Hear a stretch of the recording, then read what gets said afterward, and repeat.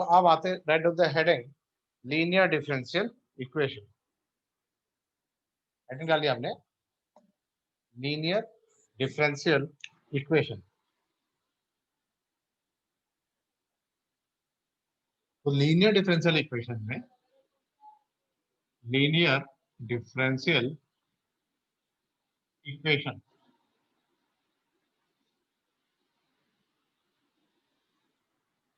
यहां अब आपके पास फॉर्मेट आ जाएगा। फॉर्मेट इन द सेंस कि आपको एक प्रोसेस दिया, इसके अकॉर्डिंग ही कन्वर्ट करना है। जैसे दो टाइप है, पहले मैं टाइप वन के बारे में डिस्कस कर लेता हूँ, फिर मैं टाइप टू के बारे में डिस्कस करूंगा। तो जो टाइप वन है that is d y upon d x plus p y equal to q. कुछ ऐसा आएगा, d y upon d x plus p y equal to q. तो यहाँ से जो इंटीग्रेटिंग फैक्टर आएगा वो क्या होगा, ई की पावर, ध्यान से ई की power p d x. Y का जो कोफिशिएंट होगा दैट इज इंटीग्रेटिंग फैक्टर, जिसकी वैल्यू होगी ई की power integration of p d x. फिर इसका अपना एक फॉर्मेट होगा, क्या है, y इंटू इंटीग्रेटिंग फैक्टर, ये निकाल के यहाँ पुट कर लेंगे, integration of integrating factor into q dx. और यहाँ अगर सिंप्लीफाई हो गया तो ठीक है, अगर नहीं होता है तो हम इसको अपना बाई पार्ट लगा के सॉल्व कर लेंगे। ये आपका फॉर्मेट पे जाके पुट होगा, देन इंटीग्रेट होगा। कब, जब आपकी इक्वेशन कुछ इस फॉर्मेट में होगी। और इसका क्या नाम है, इसका नाम है लीनियर डिफरेंशियल इक्वेशन। ये है इसका टाइप वन। जैसे फॉर एग्जाम्पल कि dy अपॉन डी एक्स लिखा ना, dy upon d x is equal to y upon x equal to 2x²। कुछ इस तरह से लिख दिया मैंने। तो अब बोला सॉल्व, अब देखो डायरेक्ट बना के दिया, वरना आपको बनाना पड़ेगा ये फॉर्मेट। यहाँ तो मैंने बना के दे दिया, सीधे मैं जब इसको इससे कंपेयर करूंगा तो p आ जाएगा मेरा। p कितना है, y का कोफिशिएंट कितना है, 1/x। तो यहाँ से मैं इंटीग्रेटिंग फैक्टर निकाल लूंगा, वो क्या, e की पावर p dx। p कितना है, 1/x dx। 1/x क्या होता है, log x। और e की पावर log x क्या होगा, x। तो इंटीग्रेटिंग फैक्टर मेरे पास आ गया। Integrating factor that is what, that is x। अब लगा लेते हैं अपना फॉर्मूला, ये वाला, y into integrating factor. Integrating factor कितना है आपका, x इंटू क्यू। क्यू क्या था, ये वाला पार्ट था आपका क्यू। ये हो जाएगा 2x³ dx। मल्टीप्लाई कर लिया, पावर ऐड हो गई।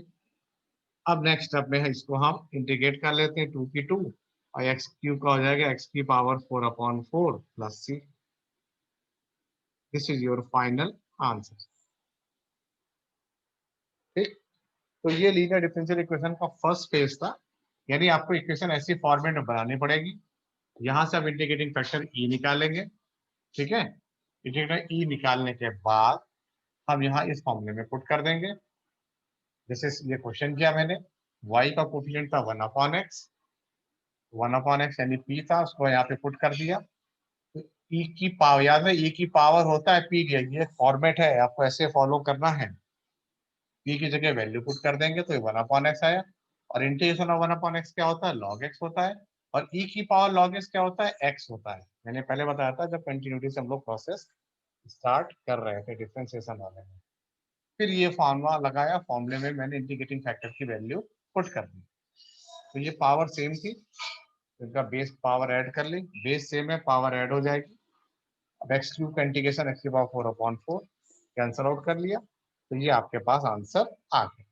ये टाइप वन लिया मैंने, जब आपका फॉर्मेट लगातार बना हुआ था कुछ इस तरह से। ठीक, फिर इसके बाद मैं डिस्कस करूंगा इसका टाइप टू। टाइप टू क्या होगा, यहां से वैल्यू चेंज कर लेंगे। फिर हम जब वैल्यू को चेंज कर लेंगे तो कुछ अलग तरीके से वैल्यू दी जाएंगी आपको, यानी फॉर्मेट ही चेंज हो जाएगा। जब मैं टाइप टू की बात करूंगा तो यहाँ dy upon d x upon dy ऐसे होगा। पी वाई की जगह पी एक्स होगा, इक्वल टू क्यू होगा।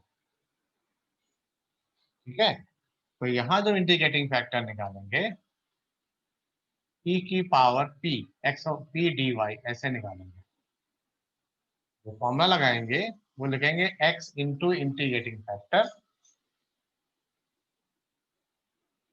Equal to integrating factor into q d y. इस तरह से करेंगे, यानी इसमें dx अपॉन dy करके टर्म्स आ जाएगा। लेकिन याद रहे मैंने बार बार बोला है, आपको डायरेक्ट ना देके क्वेश्चन में क्रिएट करना पड़ेगा, यानी क्वेश्चन के अकॉर्डिंग मूव करेंगे। ये तो डायरेक्ट नहीं देगा, यानी आपको इस फॉर्मेट में लेके आना पड़ेगा। जब फॉर्मेट में लेके आएंगे तब जाके आपको इंटीग्रेटिंग फैक्टर और सारी वैल्यू मिलेगी। ठीक है, अब देखो जैसे मैं इसमें करता हूँ एक चीज आपके लिए कि आपको क्रिएट करना पड़ेगा, जो मैं बार बार वर्ड यूज कर रहा हूँ। क्रिएट मतलब आपको डायरेक्ट वैल्यू नहीं मिलेगी, यानी आपको इक्वेशन में देखना पड़ेगा। जैसे मैंने क्वेश्चन देखा cos स्क्वायर एक्स, ऐसे देखा cos square x dy upon dx plus y is equal to 10x। cos square x dy upon dx plus y is equal to 10x। तो देखा मैंने, ये तो फॉर्मेट नहीं है, cos का डिस्टर्ब कर रहा था, क्योंकि यहाँ पे इसका कोएफिशिएंट 1 होना चाहिए। सबको मैंने cos स्क्वायर एक्स से डिवाइड कर दिया, dy upon dx plus y upon cos square x is equal to 10x upon cos square x. dy upon dx 1 upon cos square x क्या हुआ, sec square x into y, और 1 upon cos square x हो गया sec square x into 10x। अब मैंने compare किया तो integrating factor आ गया e की power sec square x dx।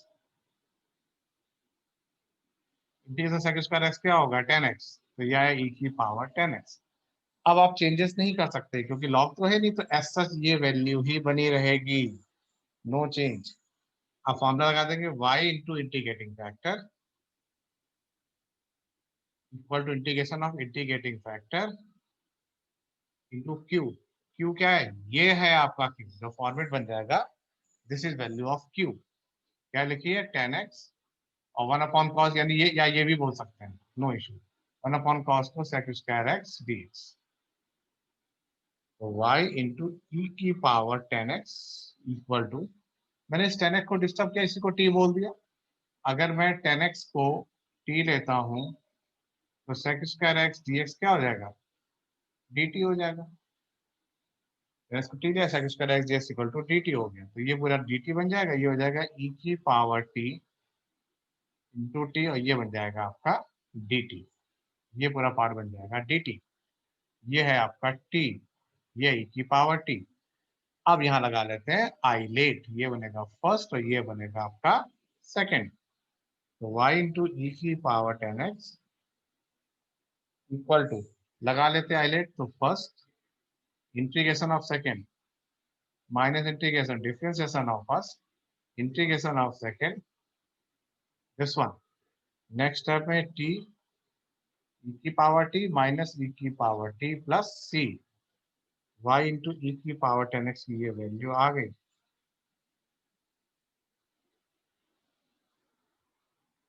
और जहां t लिखा है t की जगह 10x को पुट कर देंगे। मेरे कहने का मतलब था कि आपको डायरेक्ट वर्क नहीं होगा फॉर्मेट, तो आपको क्रिएट करना पड़ेगा। कैसे क्रिएट करके, डिवाइड करके, तब आप इसको इससे कंपेयर करेंगे। कंपेयर करके इंटीग्रेटिंग फैक्टर मिलेगा, फिर आप फॉर्मूला पुट करेंगे, तब जाके आप इंटीग्रेशन प्रोसेस में अप्लाई होगा क्वेश्चन ये। ठीक? अब देखो कभी कभी आपका डाउट भी आता है टाइप 1 और टाइप 2 में कैसे अप्लाई करें, उस चीज को भी देख लें।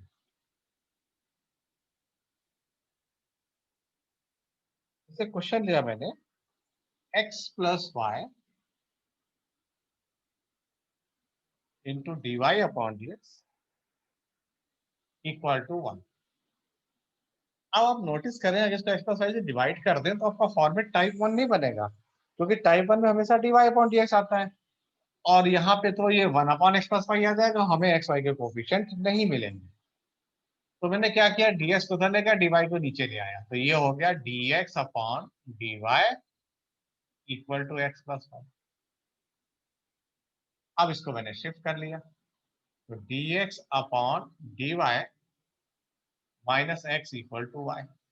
अब ये आपका टाइप 2 बन के तैयार हो गया। देखो इसमें इंटीग्रेटिंग फैक्टर क्या होगा, e की पावर x का कोफिशिएंट कितना है, -1 dx, -1 बाहर गया, 1 का कितना हो जाएगा x, तो क्या आ जाएगा e की पावर माइनस एक्स आ जाएगा, माइनस बाहर आ जाएगा, 1 का x हो जाएगा, तो e की पावर x बाहर माइनस है। ठीक है, अब फॉर्मूला क्या लगेगा, x into integrating factor equal to integrating factor into Q, Q क्या हो जाएगा y। अच्छा यहाँ जब dy लिखेंगे तो ये y के टर्म्स में होगा, ये y रहेगा क्योंकि आपके पास ये वैल्यू y है, इंटू dy। टाइप 2 में हर जगह y आ जाता है ना, तो y के टर्म्स में करते हैं, तो हाईलाइट लगा के ये फर्स्ट आ जाएगा और ये आपका सेकंड आ जाएगा, हाईलाइट लगा के दैट इज योर आंसर। कहने का मतलब है कि इस तरह से हम लोग टाइप 1 और टाइप 2 को रिकॉग्नाइज कर लेंगे। जब कभी कुछ ऐसी प्रॉब्लम हो इस तरह से आए तो आपको क्रिएट करना पड़ेगा, ऐसे आपको क्वेश्चंस के लिए आना पड़ेगा। हाँ कभी कभी कॉमन लेके भी सॉल्व करना पड़ेगा, x y d y upon d x d s upon d y, इन सबको शिफ्टिंग प्रोसेस के थ्रू भी आपको जाना पड़ेगा। उस प्रोसेस से जाके तब आप अपनी वैल्यू को कैलकुलेट करेंगे, यानी एक से ज्यादा वहां पर d y upon d x होंगे, सारे d y upon d x को आपको कलेक्ट करना पड़ेगा, तब जाके एक आपका प्रोसेस तैयार होगा। ठीक है ना, तो इसी में बात करते हैं, जैसे प्रोसेस की बात करें, जैसे मेरे पास क्वेश्चन लिखा है एक्स लॉग एक्स, ये देखें ध्यान से, लिखा है x log x d y upon d x log x d y upon d x plus y is equal to 2 upon x log x, ये लिखा है। तो d y upon d x का कोफिशिएंट 1 होना चाहिए, तो ये डिस्टर्ब कर रहा है, क्या करें, सबको एक्स लॉग एक्स से डिवाइड कर दें, तो ये आ जाएगा d y upon d x plus y upon x log x is equal to 2 log x upon x whole divided by x log x। यही हुआ ना, मैंने सबको x log x से डिवाइड कर दिया, जो y का कोफिशिएंट है ये मिल गया आपको, इंटीग्रेटिंग फैक्टर, यस, वो क्या हो गया e की पावर दिस वन, e की पावर क्या लिखा है 1 upon x log x dx। ये हो गया बड़ा अच्छा क्वेश्चन, टेक्निकल क्वेश्चन हो गया। क्या करूंगा मैं log x को इसमें t ले लूंगा, 1 अपॉन dx ये हो जाएगा आपका dt,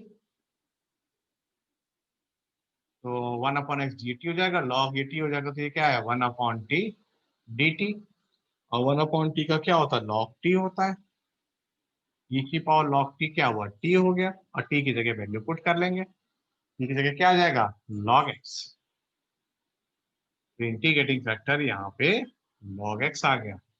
फॉर्मूला क्या है, y into integrating factor equal to integrating factor into Q, q या भी ये वैल्यू आ गई, 2 log x अपॉन x को आपने x log x से डिवाइड कर दिया, तो ये क्या आ जाएगा, ये आ जाएगा 2 log x upon x into 1 upon x log x, log x से log x cancel out, 2 upon x square dx, तो log x into 2 upon x square dx। लगा देते आइलेट, ये बन जाएगा फर्स्ट, ये बन जाएगा आपके पास सेकंड, आइलेट लगा के इसको सॉल्व करना पड़ेगा, तब आप फाइनल आंसर, फाइनल अप्रोचिंग होगी आपकी। यानी कहने का मतलब यहाँ ये है कि किस तरह से आप प्रोसेस को डील करते हैं। द मेन थिंग इज कि हम फॉर्मूले को अप्लाई करते हैं, इंटीग्रेटिंग फैक्टर को निकालेंगे, फैक्टर निकालने के बाद यहाँ पे आइलेट की जरूरत भी पड़ सकती है, तो उसके अकॉर्डिंग हमारा मूवमेंट स्टार्ट होगा।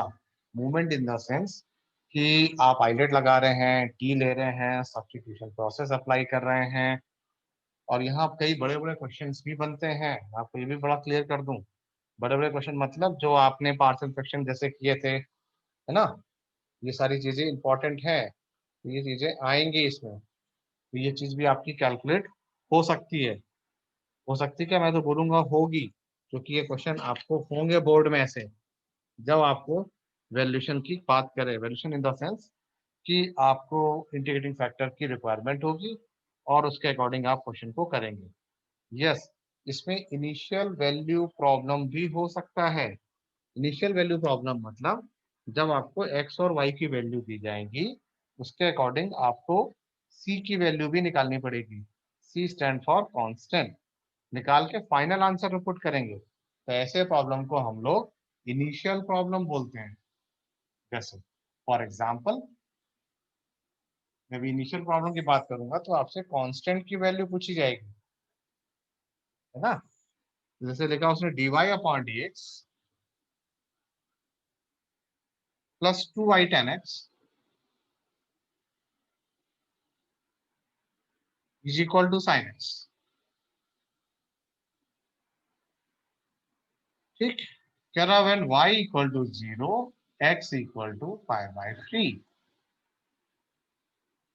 कि अगर y 0 है तो x की वैल्यू π/3 है। तो इसका मतलब है, ऐसे बोलते हैं इनिशियल प्रॉब्लम, यहाँ से आपको c की वैल्यू कैलकुलेट करनी पड़ेगी। आप पहले तो डायरेक्ट इसको कंपेयर कर रहे हैं हमारे इक्वेशन से, dy upon d x plus p y equal to q से, तो p आ जाएगा 2 tan x आ जाएगा। तो यहाँ से इंटीग्रेटिंग फैक्टर निकाल लें, e की पावर p, यानी क्या हुआ 2 tan x, 2 बाहर गया, tan x dx, तो 2 बाहर है, इंटीग्रेशन ऑफ tan x क्या हो जाएगा, log sec x, जिसकी पावर आ जाएगी sec स्क्वायर x हो जाएगा।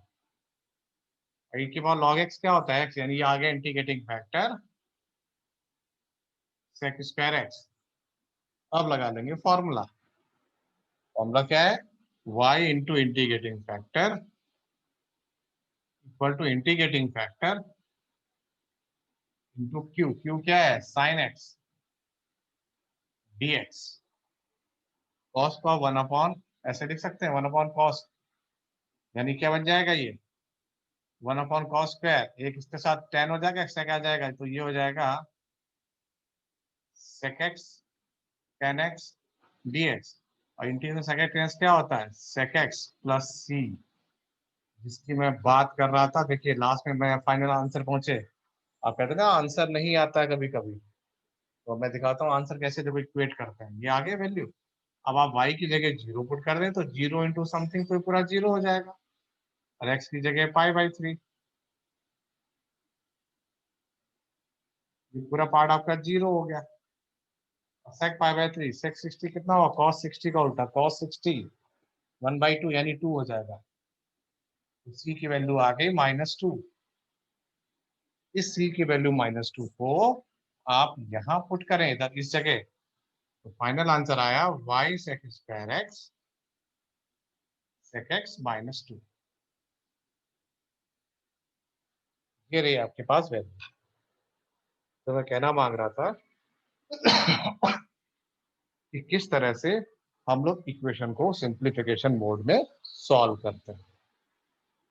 तो इस तरह से आप अपने फाइनल आंसर को भी कैलकुलेशन मोड में ले जा सकते हो। तो this is your linear differential equation. यानी अगर मैं बात करूं एनसीईआरटी की, तो एनसीईआरटी की मैं बात कर रहा हूँ एक्सरसाइज 9.6 की बात कर रहा हूँ, ठीक है ना। तो ये हम लोग 9.6 में ये क्वेश्चंस कर रहे थे इसके, हमने लास्ट क्लास से बोला था कि आपके पास एनसीईआरटी की बुक होगी, तो जब मैं क्वेश्चंस दूंगा तो आपको सिंप्लीफिकेशन मोड में इनको सॉल्व करना पड़ेगा। ठीक, ये 9.6 से कुछ मैं क्वेश्चंस कर रहा था। अब मैं आपसे आपकी डाउट्स थे उस पर डिस्कशन मोड पे चलता हूँ।